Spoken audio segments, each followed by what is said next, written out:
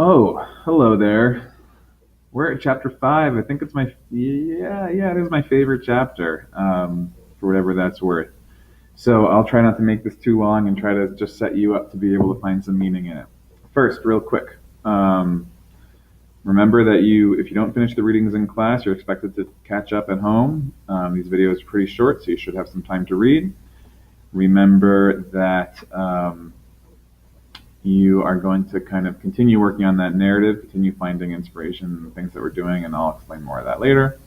And no, that's it. Let's get to it. Okay, I have the end of chapter 4 pulled up here because I just want to make sure we talked about this. Okay, when Jordan finally explains the whole deal to Nick, right? That when she was at the party, Gatsby pulled her aside, talk to her about trying to get Gatsby's such a little boy in some ways, right? He's like, hey, can you ask Nick to ask Daisy over to his house so that she can come over and then I can come by and then I can see Daisy?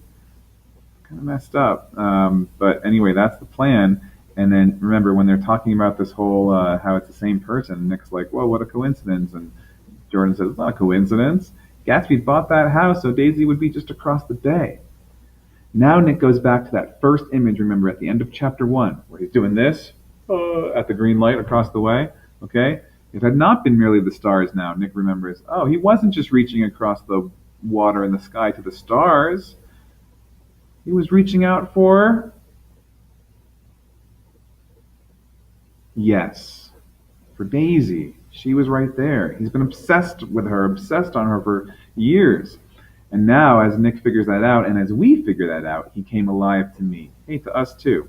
Suddenly from the womb of his purposeless splendor. Like, what is this rich, like, millionaire doing here on Long Island with this giant house throwing these massive parties? It's starting to make sense for Nick now and for us as well. And then we get this whole thing. He wants to know if you'll invite Daisy over. And Nick's like, that's kind of modest. Come over for tea or whatever. He waited 5 years, bought a mansion, where he dispensed starlight to casual moths, just like the first line of the chapter, so that he could just come over some afternoon. All right, he's waited so long, he thought you might be offended. He's like really afraid that Nick is going to think, oh, that's disgusting. No. And he wants her to see his house. So the whole thing about Nick having a little house next door is that it would be kind of easy then to show Daisy his house, which he really wants Daisy to see. Okay? And now we get this line too. I think he half expected her to wander into one of his parties some night, but she never did. Then he began asking around. So now we get an explanation about why the big parties, maybe, right? He was just hoping, he's just looking around like, Daisy gonna show up? Daisy gonna show up? She never did, because she and Tom don't really go to parties.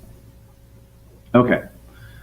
And Jordan thinks this is okay. Daisy ought to have something in her life. So Jordan thinks Daisy should get back with Gatsby, or at least go have a thing with him. You know, Tom has a thing. So, and this is all supposed to be a surprise. She's not to know about it. And then after all this, for some reason, they're driving, and Nick says, I had no girl whose disembodied face floated in the dark cornices and blinding signs. Hey, look, the disembodied face. So I drew up the girl beside me. He's like, I didn't have somebody I was obsessed with, so I just took this girl who was next to me and started kissing her. Kind of weird. All right, chapter 5. Oh, so good. So, a couple things. We're going to focus on symbols, okay? Symbols. Really important. There's a lot of them in this chapter. They're beautiful. They are rich, okay?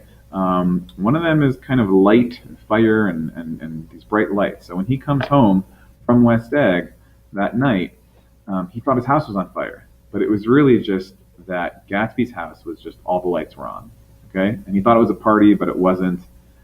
And when he sees Gatsby, when he gets out of his cab, Gatsby's walking across his lawn. So Gatsby's showing up, you know, just kind of walking from his place to Nick's. And he's trying to invite Nick to do something. He says, oh, I've been glancing into some of the rooms. So this guy is just like got his giant mansion and all the lights on. He's looking into all the rooms, glancing. It's weird. And then he tries to get him to go. Coney Island's like there's this amusement park really far from where they are. He wants to go drive there. Nick's like, no, it's too late. Okay, let's go swimming. No. All right, and then Nick's, and you can tell, you know, and like somebody, he knows that Jordan talked to him about the thing with Daisy, but he doesn't want to ask about it because he's a embarrassed. And so he's just standing there, looking at me with suppressed eagerness. Like this. That was weird, sorry. I talked with Miss Baker. I said, I'm going to call up Daisy tomorrow and invite her over. And he's pretending it's nothing. He's like, oh, that's all right. I don't want you to go in any trouble. What day would suit you? What day would suit you? This is Gatsby. Okay, I don't want to be any trouble. Then they talk about the plan. Okay, when they're going to do it. Then there's this thing. I want to explain a few points of confusion. One is here, and he said, "Hey, you don't make much money, do you?" And Nick's like, "Not really." And he says, "I thought if you didn't, if you'll pardon my..." Again, the dashes are always really telling. They tell when somebody's kind of worried about saying something. You see, I carry on a little business on the side, a sort of sideline. You understand? I thought that if you don't make very much, this would interest you. It wouldn't take up much of your time. Might pick up a nice bit of money. Happens to be a rather confidential sort of thing. That means secret, right?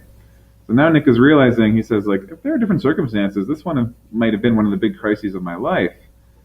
But the offer was obviously and tactlessly for a service to be rendered. He was like, I think he's asking me to do something that I will get a lot of money for.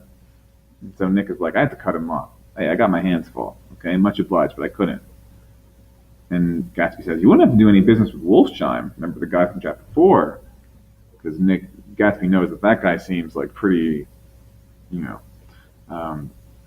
shady.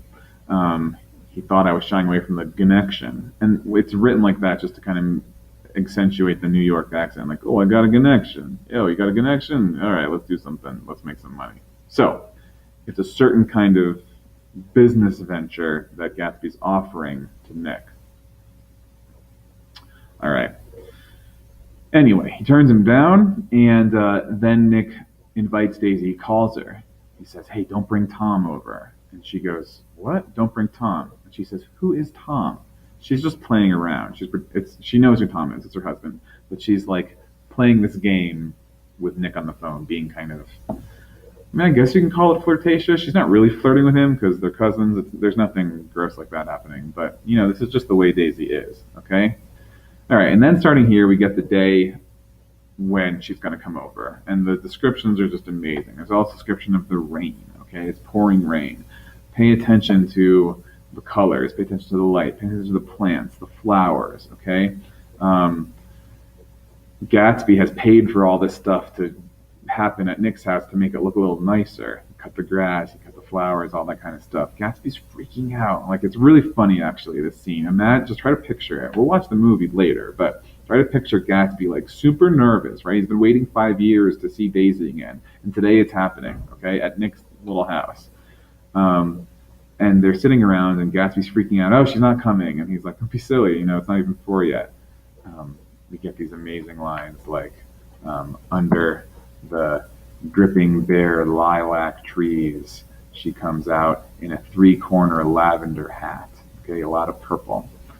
We get more about Daisy's voice here. We get a damp streak of her hair that lay like a dash of blue paint across her cheek. Remember the paintings I'm showing you? This is that expressionistic, impressionistic stuff that's not really realistic, but it's the feeling that we get from her. It's like she's got, like, her hair looks like blue paint. She's got the purple hat. She's under these pouring rain, under these lilac trees.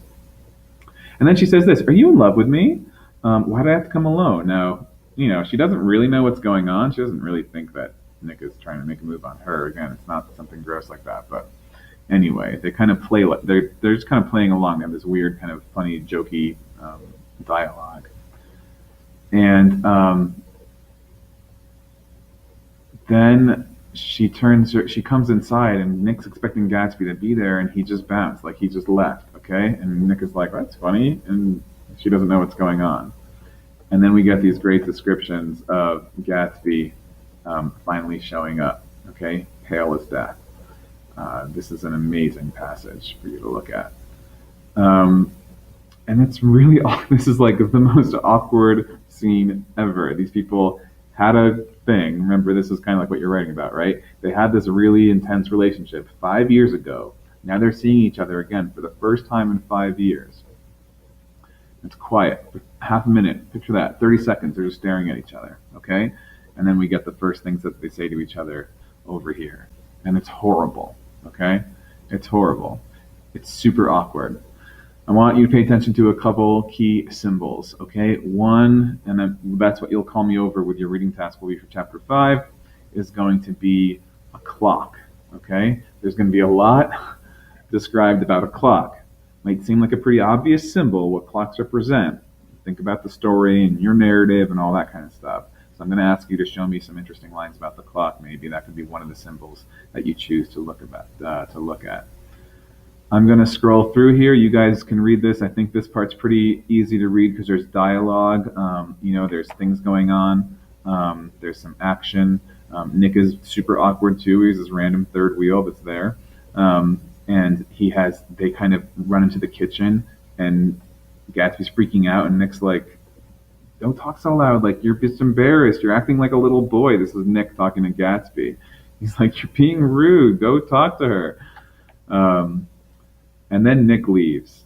He goes outside just to kind of give them some time alone because that's what you do, I guess. And then you'll see what happens when he comes back in. It's a little different. You can see right here how it's different. And we don't know what they talked about there. We don't know how that happened because remember, the camera's on Nick's shoulder. So we go outside, we come back in, the mood is very different, okay? And then Gatsby invites them over to his house. All right, so then the two of them are going to walk over there. Not the two of them, the three of them. And Nick is like, are you sure you want me to come? Don't you guys want to be alone? And for some reason, they say no. They want Nick to come. Again, it's not creepy in the way you might be thinking, but it's just it's weird that they want him to be there. There's reasons that maybe you can talk about with me too. Anyway, then, he wants to impress her with his house. It's working, and he talks about, he shows them all around, all right? There's more great symbols here. The whole house is kind of symbolic too. But there's all this gold stuff. There's all this, let me skip to one of the most famous ones. It's about shirts, okay? So over here, right before this break, and my book has different page numbers, so I'm not going to waste time with the page numbers. But this is going to be a key line if you want to find it in your book. Where he takes out these shirts and he starts throwing them, okay? And they're all these different colors, and they just mount. He's like, I've got this guy in England who sends me clothes, okay? And he's just throwing them out. Like, look at all these beautiful colored shirts I have. And here's the weirdest thing, okay? Look what happens. Daisy bent her head into the shirts and began to cry stormily. What? And look what she says. They're such beautiful shirts. She sobbed, her voice muffled in the thick folds. Why? Look, it makes me sad because I've never seen such beautiful shirts before. So you should be well aware now, this is not about shirts, okay? Shirts are a symbol. They're symbolic of something, all right? So that could be something else that you talk to me about when you're reading chapter 5. There's more. I'm giving you a couple of the easiest symbols to talk about. Let me review them with you right here. Is this backwards or not? I don't think so. That says clock, remember. Light and colors, and shirts. Okay? Those are some symbols you can look at.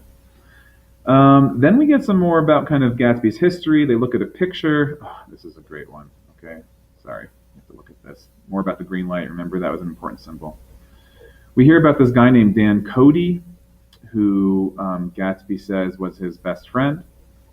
We get a little bit about Gatsby's history as Daisy's looking at pictures on his mantelpiece and things like that.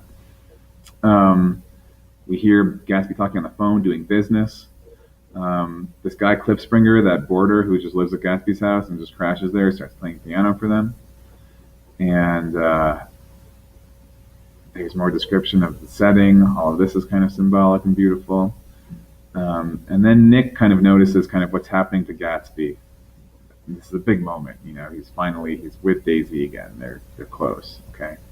And then Nick just kind of creeps away. He's like, I'm going to leave because he wants to get out of there because it's just awkward that he's there. That's chapter 5. Oh, man. All right, so again, symbols that are important. Clock. shirts, lights, colors, flowers also, things like that. All right. Thank you again if you're giving feedback after this. I appreciate it, and I'm using it to try to make them better. So if you're being specific in those, I appreciate that. It really does help. And that's it. Okay. Thanks, everybody. See you in class.